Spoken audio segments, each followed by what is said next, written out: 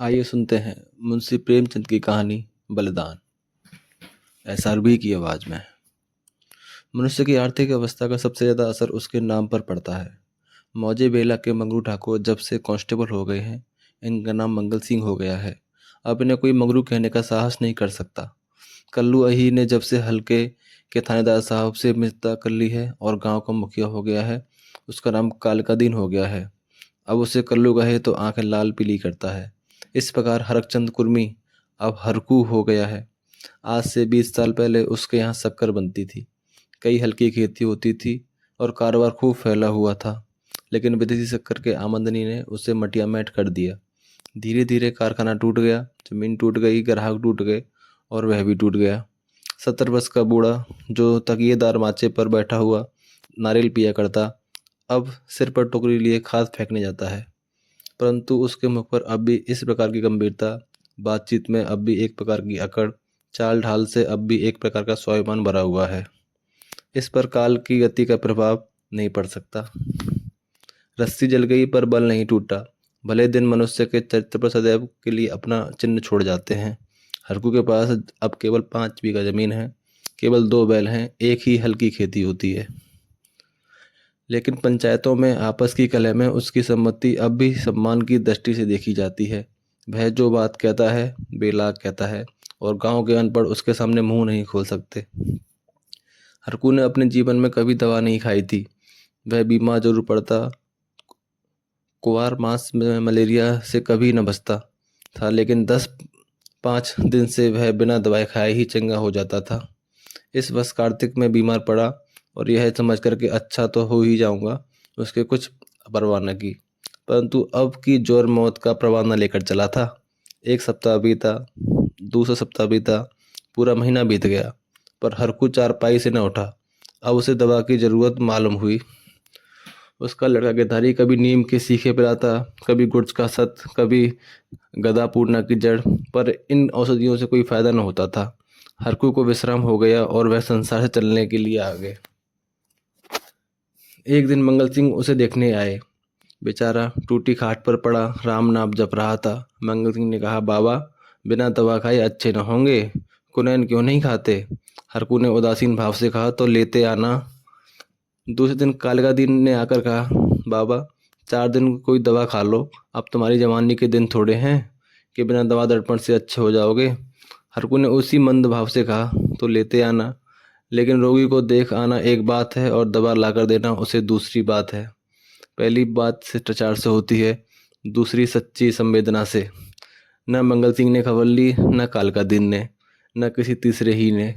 हरकू दालान में खाट पर रहता था। मंगल सिंह कभी नजर आ जाते तो कहता, भैया वह दवा नहीं लाए? मंगल सिंह कतरा कर निकल जाते। कालका दिन दिखाई देते तो उससे भी यही प्रश्न करता, लेकिन वह भी नजर बचा कर निकल जाता। अब यह उसे सूझता ही नहीं था कि दवा पैसों के बिना नहीं आती, और वह पैसों को जो भी जान से प्रिय समझता था अथवा जीवन से निराश हो गया था। उसने कभी दवा के दाम की बात नहीं की। दवा न आई, उसकी दशा दिनों दिन बिगड़ती गई, यहाँ तक कि 5 महीने कष्ट भोगने के बाद उसने ठीक होली के दिन शरीर त्याग दिया। गिरधारी ने उसका सब बड़ी धूमधाम से निकाला, क्रियाक्रम बड़े हौसले से किया, कई गांवों के ब्राह्मणों को निमंत्रित किया। बेला में होली न मनाई गई, न अबीर, न गुलाल उड़ी, न डफली बजी, न भंग की नलिया बही। कुछ लोग मन में हरखू को कोसते जरूर थे कि उस बुड्ढे की आज ही मरना था, 2-4 दिन बाद मरता। लेकिन इतना निर्लज कोई न था कि शोक में आनंद मनाता। वह शरीर नहीं था जहाँ कोई किसी के काम में शरीक नहीं होता, जहाँ पड़ोसी के रोने पीटने की आवाज़ हमारे कानों तक नहीं पहुँचती। हरकू के खेत गांव वालों की नज़र पर चढ़े हुए थे। 5 बीघा जमीन कुएं के निकट, खाद 5 में लदी हुई मेड़ बांध से ठीक थी। उनमें 3-3 फसलें होती थीं। हरखू के मरते ही उन पर चारों ओर से धावा होने लगे।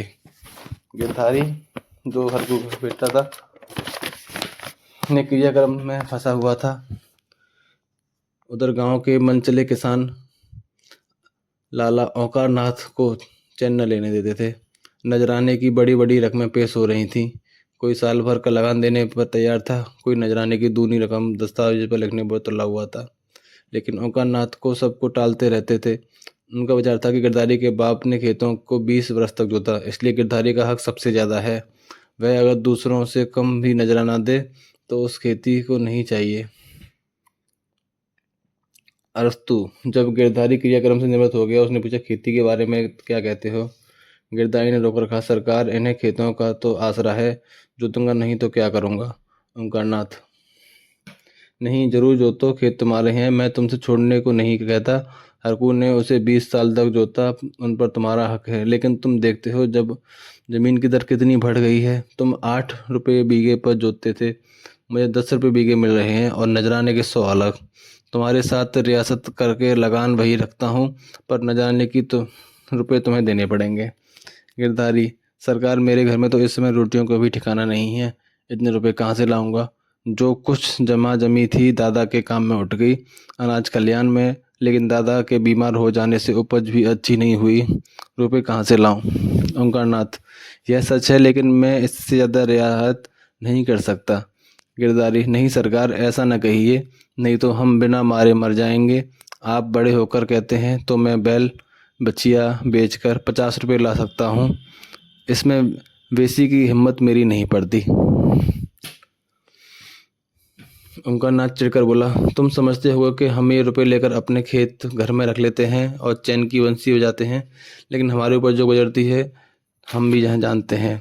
यही, कहीं यह चंदा कहीं वह चंदा, यहीं यह नज़र कहीं वह नज़र, कहीं यह इनाम कहीं वह इनाम, इनके मारे कचूमर निकल जाता है। बड़े दिन से सैकड़ों रुपए डालियों में उड़ जाते हैं, जिस दिन डाली न हो वही मुड़ फैलाता है। जिन चीज़ों के लिए लड़के तस्कर रहते जाते हैं, उन्हें बाहर से मंगाकर डालियाँ सजाता हूँ। उस पर कभी कानून को आ गए, कभी तहसीलदार, कभी डिप्टी साहब का लश्कर आ गया। सब मेरे मेहमान होते हैं, अगर न करूँ तो नक्कू बनूँ और सबकी आंखों में कांटा बन जाऊँ। साल में 1000-1200 मोदी को इसी रसद खुराक के मद से देने पड़ते हैं। यह सब कहाँ से आए? बस यही जी चाहता है कि छोड़कर चला जाऊं, लेकिन हमें परमात्मा ने इसलिए बनाया है कि एक से रुपया सता कर लें और दूसरे को रो रो कर दें। यही हमारा काम है। हम तुम्हारे साथ इतनी रियासत कर रहा हूँ, मगर तुम इतनी रियासत पर भी खुश नहीं होते, तो हरी इच्छा न जाने के 1 पैसे की भी रियासत न होगी। अगर 1 हफ्ते के अंदर रुपये दाखिल करोगे तो खेत जोतने पाओगे, नहीं तो मैं नहीं और कोई दूसरा प्रबंध कर दूंगा। लेकिन सुभागी यूं चुपचाप बैठने वाली स्त्री न थी। वह क्रोध से भरी हुई कालिका दिन के घर गई और उसकी स्त्री खूब लथेड़ा, कल का बानी आज का सेठ खेत जोतने चले हैं, देखें कौन मेरे खेत को हल ले जाता है, अपना और उसका लहू एक कर दूं। पड़ोसिन ने उसका पक्ष लिया, तो क्यों गरीबों को कुचलते फिरेंगे? सुभागी ने समझा, मैंने मैदान मार लिया। उसका चित्त बहुत शांत हो गया, किंतु वह वायु जो पानी में लहरें पैदा करती है, वृक्षों की जड़ों से उखाड़ डालती है, शुभांगी जो पड़ोसियों की पंचायत में अपने दुखड़े रोती और कागड़ की स्त्री को छेड़ छेड़ लड़ती। इधर गिरधारी अपने द्वार पर बैठा हुआ सोचता, अब मेरा क्या हाल होगा, अब यह जीवन कैसे कटेगा, ये लड़के किसके द्वार पर जाएंगे? मजदूरी का विचार करते ही उसका हृदय व्याकुल हो जाता। इतने दिनों तक स्वाधीनता और सम्मान को सुख भोगने के बाद अदम चाकरी की शरण लेने के बदले वह मर जाना अच्छा समझता था। वह अब तक गृहस्थ था, उसकी गणना गांव के भले आदमियों में थी। उसे गांव के मामले में बोलने का अधिकार था। उसके घर में धन था, मान था, नाई, कुम्हार, पुरोहित, भाट, चौकीदार, ये सब उसका मुंह ताकते थे। अब यह मर्यादा कहाँ? अब कौन उसकी बात पूछेगा, कौन उसके दौर आएगा? अब उसे किसी के बराबर बैठने का, किसी के बीच में बोलने का हक नहीं रहा। अब उसे पेट के लिए दूसरों की गुलामी करनी पड़ेगी। अब पहर रात रहे, कौन बैलों की नाद में लगाएगा? वह दिन अब कहाँ जब गीत गाकर हल चलाता था, चोटी का पसीना एड़ी तक आता था, पर जरा भी थकावट न आती थी। अपने लहराते हुए खेत को देखकर फूला न समाता था। खलिहान में अनाज का ढेर सामने रखे हुए अपने को राजा समझता था। अब अनाज के टोकरे भर भर कर कौन लाएगा? अब खेती कहाँ, बखार कहाँ? यही सोचते सोचते गिरधारी की आंखों में आंसू की झड़ीने लग जाती थी। गांव के 2-4 सज्जन जो कालका दिन से जलते थे, कभी कभी गिरधारी को तसल्ली देने आया करते थे, पर वह उसने भी खुलकर न बोलता। उसे मालूम होता था कि सबकी नज़रों में गिर गया हूँ। अगर कोई समझता था कि तुमने क्रियाक्रम में व्यर्थ इतने रुपए उड़ा दिए तो उसे बहुत दुख होता। वह अपने उस काम पर जरा भी न पछताता। मेरे भाग्य में जो लिखा है वह होगा, पर दादा के ऋण से तो उद्दृढ़ हो जाऊंगा। उसने अपनी जिंदगी में चार को खिलाकर खाया, क्या मरने के पीछे उन्हें पिंड पानी को तरसा था। इस प्रकार 3 मास बीत गए और आषाढ़ आ पहुंचा। आकाश में घटाएं आई, पानी गिरा, किसान हल जुए ठीक करने लगे, बड़ी हलों की मरम्मत करने लगे। गिरधारी पागल की तरह कभी घर के भीतर जाता, कभी घर के बाहर जाता, वह अपने हलों को निकाल देखता। इसकी मुठिया टूट गई है, इसकी फाल ढीली हो गई है, जुए में सैला नहीं है। देखते देखते वह एक क्षण अपने को भूल गया, दौड़ा हुआ बढ़ी के यहाँ गया और बोला, रज्जू मेरे हाल भी बिगड़े हुए हैं, चलो बना दो। रज्जू ने उसकी ओर करुण भाव से देखा और अपना काम करने लगा। गिरधारी को होश आ गया, नींद से चौंक पड़ा, गिरानी से उसका सिर झुक गया, आंखें भर आईं, चुपचाप घर चला आया। गांव में चारों ओर हलचल मची हुई थी। कोई सन के बीज खोजता फिरता, कोई जमींदार की चौपल से धान के बीज लिए आता था, कहीं सलाह होती किस खेत में क्या बोना चाहिए। गिरधारी ये बातें सुनता और जलहीन मछली की तरह तड़पता था। एक दिन संध्या समय गिरधारी खड़ा अपने बैलों को खुजला रहा था कि मंगल सिंह आए और इधर उधर की बातें करके बोले, गोई को बांधकर कब तक खिलाओगे, निकाल क्यों नहीं देते। गिरधारी ने मलिन भाव से कहा, हाँ कोई ग्राहक हो तो निकाल दूं। मंगल सिंह, एक ग्राहक तो हम ही हैं, हम ही को दे दो। गिरधारी अभी कुछ उत्तर न दे पाया था कि तुलसी बनिया आया और बोला, गिरधारी तुम्हें रुपए देने हैं कि नहीं, वैसा कहो।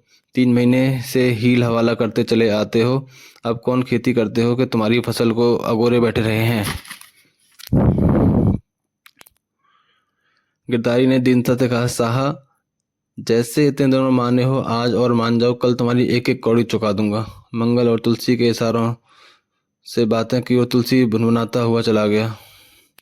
जब गिरधारी मंगल सिंह से बोला, तुम इन्हें ले लो तो घर घर में रह जाऊं, तुम इन्हें ले लो तो घर के घर ही में रह जाऊं, कभी कभी आंख से देख तो लिया करूंगा। मंगल सिंह, मुझे अभी भी कोई ऐसा काम नहीं, लेकिन घर पर सलाह करूंगा। गिरधारी, मुझे तुलसी के रुपए देने हैं, नहीं तो खिलाने को भूसा है।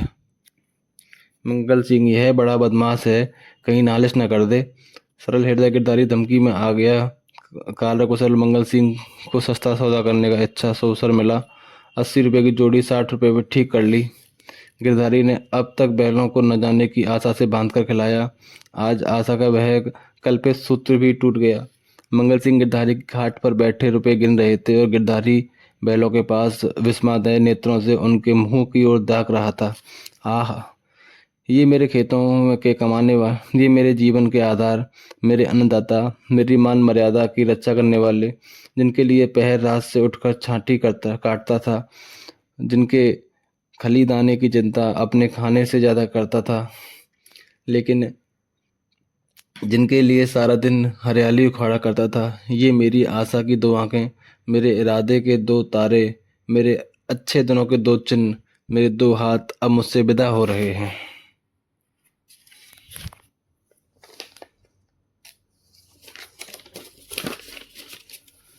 जब मंगल सिंह ने रुपए गिनकर रख दिए और बैलों को ले चले, तब गिरधारी उनके कंधों पर सिर रखकर खूब फूट फूट कर रोया। जैसा कन्या मायके से विदा होते समय माँ बाप के पैरों नहीं छोड़ती, उसी तरह गिरधारी इन बैलों को न छोड़ता था। सौभागी भी दालान में पड़ी रो रही थी और छोटा लड़का मंगल सिंह को एक बांस की छड़ी से मार रहा था। रात को गिरधारी ने कुछ नहीं खाया, चारपाई पर पड़ा रहा। प्रातःकाल सौभागी चिलम भर कर ले गई और वह चारपाई पर न था। उसने समझा कहीं गए होंगे, लेकिन जब 2-3 घड़ी दिन चढ़ गया और वह न लौटा तो उसने रोना धोना शुरू किया। गांव के लोग जमा हो गए, चारों ओर खोज होने लगी, पर गिरधारी का पता न चला। गिरधारी उदास और निराश होकर गया। 100 रुपये का प्रबंध करना उसके काबू के बाहर था। सोचने लगा, अगर दोनों बैल बेच दूं तो खेत ही लेकर क्या करूंगा, पर बेचूं तो यहाँ लेने वाला ही कौन है। और फिर बाप दादों का नाम डूबता है। 4-5 पेड़ हैं, लेकिन उन्हें बेचकर 25 रुपये या 30 रुपये से अधिक न मिलेंगे।